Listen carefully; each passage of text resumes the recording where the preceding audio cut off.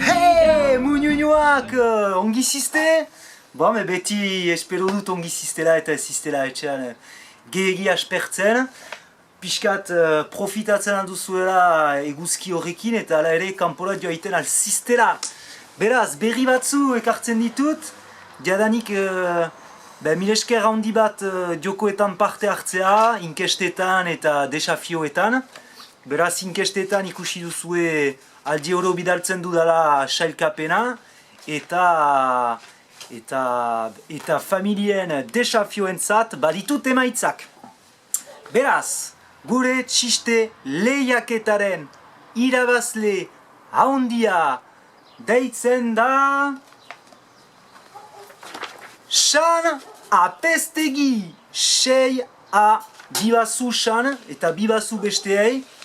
Beraz, lehena Xan Apestegi, bigarrena Ibai Aizager, hirugarrena Gorka Langle, laugarrena Allende Dutil, bosgarrena Maialen Duni Petre eta seigarrena Loreila Iturzari. Beraz, txalo bero bat, badakizue irabazleek, irabaziko dutela, VIP kantinan urte bukaera arte.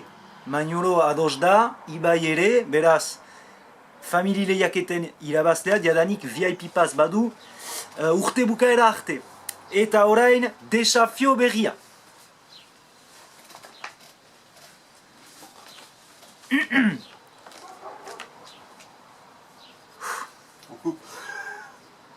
Egunon muñuñuak, ez da gehiago sorpresa, desafio berria, zuentzat erresa. Bertso hori asmatu, ahanzteko frantsesa, utzi hitz akateratzen, ezukan konplesa. Ta berriz elkartzeko, dugulako presa. Ta berriz elkartzeko, dugulako presa. Hala! Beraz, zuei orain bertsu bat sortzea, euskaraz, sortziko txipia, sortziko handia, marreko txipia, ez badakizue nola bertso bat egiten den, galdetzen alduzue, egoitz zelaiari!